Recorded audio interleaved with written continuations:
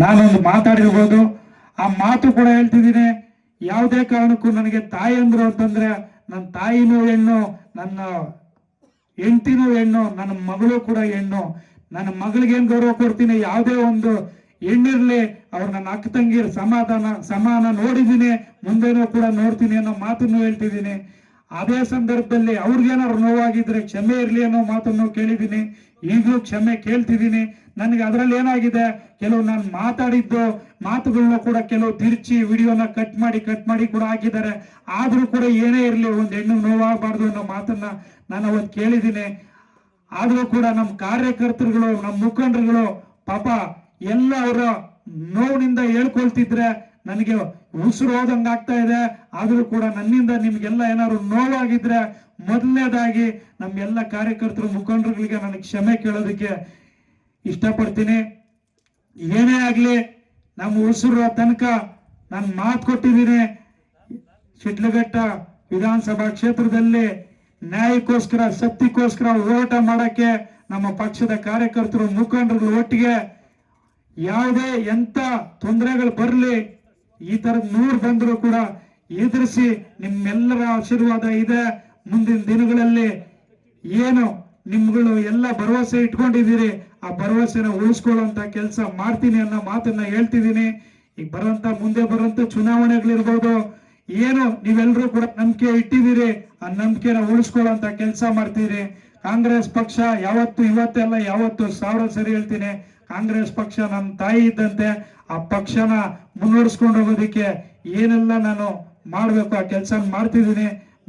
ಮುಂಬರುವಂತ ಯಾವ ಗ್ರಾಮ ಪಂಚಾಯತಿ ಚುನಾವಣೆಗಳಿರ್ಬೋದು, ಜಿಲ್ಲಾ ಪಂಚಾಯತ್, ತಾಲೂಕ್ ಪಂಚಾಯತ್ ಚುನಾವಣೆಗಳಿರ್ಬೋದು, ಅವೆಲ್ಲ ನೀವೆಲ್ಲ ಏನು ನಂಬಿಕೆ ಇಟ್ಟಿದ್ದೀರಿ ನನ್ನ ಮೇಲೆ, ಅದನ್ನ ಇನ್ನೂ ಹೆಚ್ಚಿನ ಒಂದು ಜವಾಬ್ದಾರಿಯಲ್ಲಿ ನಿರ್ವಹಿಸ್ತೀನಿ ಅನ್ನೋ ಮಾತನ್ನು ಹೇಳ್ತಾ ಇದ್ದೀನಿ. ಏನೇ ಆಗ್ಲಿ ನಾನು ಉಸಿರ ತನಕ ಬದುಕಿದ್ರು ಇಲ್ಲ, ಸತ್ರು ಇಲ್ಲ, ನಾನು ಶಿಡ್ಲಘಟ್ಟ ವಿಧಾನಸಭಾ ಕ್ಷೇತ್ರದಲ್ಲಿ ಇದ್ದೇ ಇರ್ತೀನಿ. ಇಲ್ಲಿ ನಿಮ್ಮ ಒಂದು ಮಗನಾಗಿ ಉಳ್ಕೊಳ್ತೀನಿ. ಇರ್ಲಿ 1000 ಷಡ್ಯಂತ್ರಗಳು ನಮ್ಮ ವಿರೋಧಿಗಳು ರೂಪಿಸ್ಲಿ, ಅದಕ್ಕೆ ಯಾವುದೇ ಕಾರಣಕ್ಕೂ ಎದುರೋದಿಲ್ಲ. ನಿಮ್ಮೆಲ್ಲರ ಒಂದು ಆಶೀರ್ವಾದ ಇದೆ, ತಾಯಿಯಂದರ ಆಶೀರ್ವಾದ ಇದೆ, ಆ ಭಗವಂತನ ಆಶೀರ್ವಾದ ಇದೆ. ಏನೇ ನಡೆದಿರಲಿ ಆ ನೋವುಗಳನ್ನ ಸಹಿಸ್ಕೊಳ್ಳೋಣ. ಮುಂದೆ ದೇವರಿದ್ದಾನೆ, ಟೈಮ್ ಬರುತ್ತೆ. ಟೈಮ್ ಬಂದಾಗ ನೀವು ಕಾರ್ಯಕರ್ತರು ಮುಖಂಡರುಗಳಿದ್ದೀರಿ, ನೀವು ತೀರ್ಮಾನ ಮಾಡ್ತೀರಿ. ಯಾರು ಷಡ್ಯಂತ್ರ ರೂಪಿಸಿ ಇಲ್ಲ ಸಲ್ಲದ ಆರೋಪಗಳನ್ನ ಒಡ್ಡಿ ಯಾರು ನಮ್ಗೆ ಇವತ್ತು ಇಷ್ಟು ನೋವುಗಳನ್ನ ಕೊಟ್ಟಿದ್ದಾರೆ, ಆ ನೋವುಗಳನ್ನ ಭಗವಂತ ಅವ್ರಿಗೆ ಮುಂದೆ ಆ ಭಗವಂತನ ತೀರ್ಮಾನ ಮಾಡ್ತಾನೆ. ನಮ್ಮ ಮುಖಂಡರುಗಳು, ಕಾರ್ಯಕರ್ತರು ತೀರ್ಮಾನ ನೀವು ಮಾಡ್ತೀರಿ. ನೀವುಗಳು ನಾವು ಎಲ್ಲ ತಿಂದಿರೋಂಥ ನೋವನ್ನ ಅವ್ರನ್ನ ಯಾರು ನಮ್ಗೆ ಅದನ್ನ ಮಾಡಿದ್ರು ಅವರು ತಿನ್ನೋಂಗೆ ಭಗವಂತ ಮಾಡ್ತಾನೆ ಅನ್ನೋ ಮಾತನ್ನ ಹೇಳ್ತಾ, ಇವತ್ತು ನನಗೆ ಶಕ್ತಿ ಕುಂದಿ ಏನೋ ಒಂದು ನೋವಾಗಿತ್ತು. ಇರ್ಲಿ, ಇವತ್ತು ನಾನು ಈ ಶಿಡ್ಲಘಟ್ಟ ವಿಧಾನಸಭಾ ಕ್ಷೇತ್ರದಲ್ಲಿ ಕಾಂಗ್ರೆಸ್ ಪಕ್ಷದಲ್ಲಿ ಇವತ್ತು ಮುನಿಯಪ್ಪನವ್ರನ್ನ ಸುಮಾರು ಇವತ್ತು ಹೇಳ್ತೀವಿ 45 ವರ್ಷಗಳ ಕಾಲ ಒಂದು ಸಣ್ಣ ರೈತಾಪಿ ವರ್ಗದಲ್ಲಿದ್ದಂತ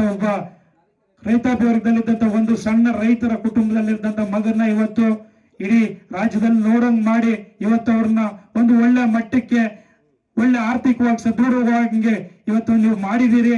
ಅದನ್ನ ಖಂಡಿತವಾಗಿ ಎಲ್ಲರೂ ಕೂಡ ಕಾಂಗ್ರೆಸ್ ಪಕ್ಷದ ಕೊಡುಗೆ ಅಂತಾನೆ ಹೇಳಕ್ ಇಷ್ಟಪಡ್ತೀನಿ. ಅದೇ ರೀತಿಯಾಗಿ ನಾನು ಯಾವುದೇ ಇಲ್ಲಿ ಕಾಂಗ್ರೆಸ್ ಪಕ್ಷದಿಂದ ಇರಲಿ, ಸರ್ಕಾರದಿಂದ ಇರಲಿ 10 ರೂಪಾಯಿ ಕೂಡ ನಾನು ಏನು ತಂದು ಇಲ್ಲಿ ಯಾವುದು ಕೂಡ ಅನುದಾನ ತಂದು ಯಾವುದು ಕಮಿಷನ್ ತಗೊಂಡು ದುಡ್ಡು ಮಾಡ್ಲಿಲ್ಲ. ಇಲ್ಲ ಯಾವ್ದು ಅದನ್ನ ನಾನು ಆ ಕಮಿಷನ್ ದುಡ್ಡಲ್ಲಿ ಹಗರಣ ಮಾಡಿ ಜೈಲಿಗೆ ಹೋಗ್ಲಿಲ್ಲ. ಇವತ್ತು ಯಾವ್ದೊಂದು ಕೊಲೆ ಮಾಡಿ ಜೈಲಿಗೆ ಹೋಗ್ಲಿಲ್ಲ. ನಮ್ಮ ಕಾರ್ಯಕರ್ತರಿಗೋಸ್ಕರ, ನಮ್ಮ ಪಕ್ಷಕ್ಕೋಸ್ಕರ, ಪಕ್ಷದ ಬಾವುಟ ಕಿತ್ತಿದ್ದಾರೆ ಅನ್ನೋ ಒಂದು ನೋವುಗೋಸ್ಕರ ಇವತ್ತು ಪಕ್ಷನ ಕಾಪಾಡ್ಕೊಳ್ಳೋದಕ್ಕೋಸ್ಕರ ನಾನು ಇವತ್ತು ಜೈಲಿಗೆ ಹೋಗಿ ಬಂದಿದ್ದೀನಿ. ಕಳಿಸಿದ್ದಾರೆ ಷಡ್ಯಂತ್ರ ಹೂಡಿ. ಹಾಗಾಗಿ ಏನೇ ಒಂದು ನೋವಿದ್ರು ಕೂಡ ಒಂದು ಸಮಾಧಾನ ಕೂಡ ಇದೆ. ಷಡ್ಯಂತ್ರ ಹೂಡಿ ಜೈಲಿಗೆ ಕಳಿಸಿದ್ರು.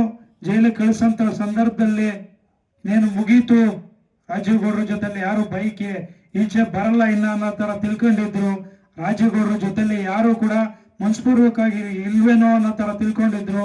ಅವತ್ತು ರಾಜೀವ್ ಗೌಡ್ರ ಕಾರ್ಯಕರ್ತರೇನೋ, ಮುಖಂಡರುಗಳೇನೋ, ಅಭಿಮಾನಿಗಳೇನೋ ಅನ್ನೋದನ್ನ ರಾಜೀವ್ ಗೌಡ್ರು ಅರೆಸ್ಟ್ ಆಗಿ ಬಂದಿದ್ದಾರೆ, ರಾಜೀವ್ ಗೌಡ್ರನ್ನ ಅರೆಸ್ಟ್ ಮಾಡ್ಕೊಂಡು ಕರ್ಕೊಂಡ್ ಬಂದಿದ್ದಾರೆ ಅಂತಂದಾಗ ಅವತ್ತು ಕೋರ್ಟ್ ಹತ್ರ ಎಲ್ಲ ಸಾವಿರಾರು ಸಂಖ್ಯೆಯಲ್ಲಿ ಎಲ್ಲ ಮನಸ್ಸು ನೊಂದು ಎಲ್ಲರೂ ಕೂಡ ಬಂದು ತಾವು ಎಲ್ಲರೂ ಕೂಡ ಅವತ್ತು ನಿಂತು ರಕ್ಷಣೆ ನೀವು ಕೊಟ್ಟಿದ್ದೀರಿ.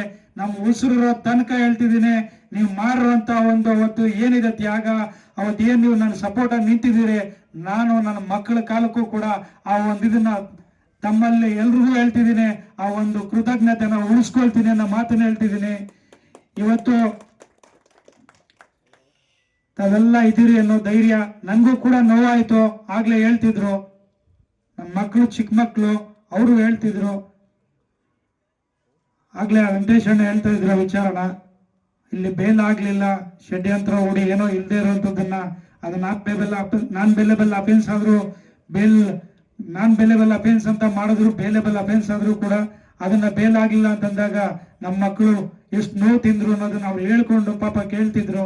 ಚಿಕ್ಕ ಮಕ್ಕಳು ಅವರು ಆ ನೋವು ಅನುಭವಿಸಿದ್ರು. ಅದ್ರೊಟ್ಟಿಗೆ ನಮ್ಮ ಕಾರ್ಯಕರ್ತರುಗಳು ಎಲ್ಲರೂ ಕೂಡ ಅವತ್ತು ತುಂಬಾ ನೋವು ತಿಂದ್ರು.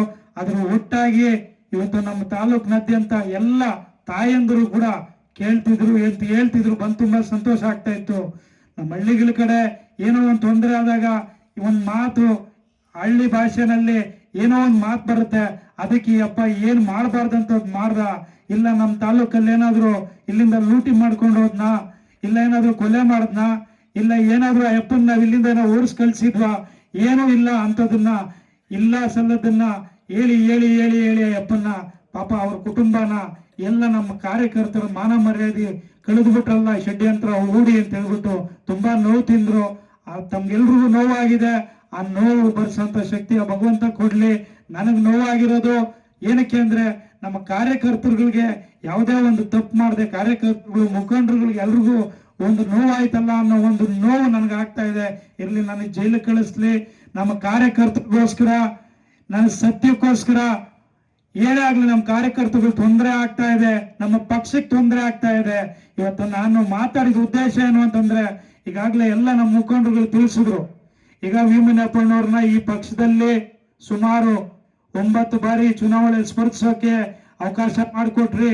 ಅದರಲ್ಲಿ 6 ಬಾರಿ ಅವ್ರು ಗೆದ್ದು 3 ಬಾರಿ ಮಿನಿಸ್ಟರ್ ಆಗೋದಕ್ಕೂ ಇಲ್ಲಿರುವಂತ ಕಾಂಗ್ರೆಸ್ ಮುಖಂಡರುಗಳು, ಕಾರ್ಯಕರ್ತರು ತನ್ನ ಪ್ರಾಣನ ಒತ್ತೆ ಇಟ್ಟು ಇವತ್ತು ಕಾಂಗ್ರೆಸ್ ಪಕ್ಷನ ಕಾಪಾಡ್ಕೊಂಡ್ ಬಂದಿದ್ದೀರಿ. ನೀವು ಅದನ್ನ ಮುನ್ನಡೆಸ್ಕೊಂಡು ಹೋಗೋದಕ್ಕೆ 2023 ಚುನಾವಣೆ ಬಂದಾಗ ಅವ್ರನ್ನ ಕರ್ಕೊಂಬಂದು ಅವ್ರ ನೇತೃತ್ವದಲ್ಲೇ ರಾಜೀವ್ ಗೌಡ್ರು ನಿಮ್ಮ ನಾಯಕರಿನ ಮುಂದೆ ನನಗೆ ಅನಾರೋಗ್ಯದ ಕಾರಣ ನನ್ನ ಮಗ ಬರಲ್ಲ ಅಂತಿದ್ದಾರೆ, ರಾಜೀವ್ ಗೌಡ್ರೆ ನಿಮ್ ಮನೆ ಮಗ ಅಂತ ಹೇಳ್ಬಿಟ್ಟು ಅವ್ರು ತಂದು ಅವ್ರ ಕೈ ಹಿಡಿದು ಎಲ್ಲರೂ ಒಗ್ಗಟ್ಟಾಗಿ ನಿಮ್ ಜೊತೆಲಿ ಇಟ್ರು. ಅಲ್ಲಿಂದ ಪಕ್ಷ ಮುನ್ನಡೆಸ್ಕೊಂಡು ಹೋಗ್ಬೇಕಾಗಿರೋ ಜವಾಬ್ದಾರಿ ನಂದು. ಹಂಗಾಗಿ ನನ್ನ ಪಕ್ಷಕ್ಕೆ ಏನಾದ್ರು ತೊಂದರೆ ಆಯ್ತು, ನೀವು 40 ವರ್ಷಗಳ ಕಾಲ ಇಲ್ಲಿ ಕಾಪಾಡ್ಕೊಂಡ್ ಬಂದಿರೋಂಥದ್ದು ನಾನು ಕಾಪಾಡ್ಕೊಂಡು ಹೋಗ್ಬೇಕಾಗಿರೋದು ನನ್ನ ಕರ್ತವ್ಯ. ಕಾಂಗ್ರೆಸ್ ಪಕ್ಷದ ಬಾವುಟನ ಇವತ್ತು ಕೀಳ್ತಾ ಇದ್ದಾರೆ ಅಂತಂದಾಗ ನನಗೆ ನೋವಾಯ್ತು. ಕಾಂಗ್ರೆಸ್ ಪಕ್ಷದ ಬ್ಯಾನರ್ ಕೀಳ್ತಾ ಇದ್ದಾರೆ ಅಂತಂದಾಗ ಒಬ್ಬ ಜವಾಬ್ದಾರಿ ನನಗೆ ಕೊಟ್ಟು ನಾಯಕ ಅಂತ ಹೇಳ್ಬಿಟ್ಟು ನೀವೆಲ್ಲ ಮುಂದೆ ಇಟ್ಟಿದ್ದೀರಿ, ಅಲ್ಲಿ ನಮ್ಮ ಪಕ್ಷದ ಬಾವುಟ ಕೀಳ್ತಿದ್ದಾರೆ ಅಂತಂದಾಗ ನೋವು ನನ್ನ ಕೈಲಿ ತಡ್ಕೊಳಕ್ ಆಗದೆ. ಯಾಕಂದ್ರೆ ನಾವು ಕಾಂಗ್ರೆಸ್ ಪಕ್ಷದ ಬಾವುಟ ಕೀಳ್ತಿದ್ದಾರೆ ಅಂದಾಗ ಒಂದು ನಮ್ಮ ಕಾರ್ಯಕರ್ತರನ್ನ ರಕ್ಷಣೆ ಮಾಡ್ಕೊಳ್ಳೋ ಒಂದು ಶಕ್ತಿ ನಮ್ಮಲ್ಲಿ ಇಲ್ಲ ಅಂತಂದಾಗ ಮತ್ತೆ ಮುಂದೆ ಕಾಂಗ್ರೆಸ್ ಪಕ್ಷದ ಬಾವುಟ ಕಟ್ಟಾಗಿ ಇಲ್ಲಿ ಯಾರು ಕೂಡ ಮುಂದೆ ಬರಲ್ಲ. ಏನೇ ಆಗ್ಲಿ ನಮ್ಮ ಪಕ್ಷನ ಕಾಪಾಡ್ಕೊಬೇಕು. ನಮ್ಮ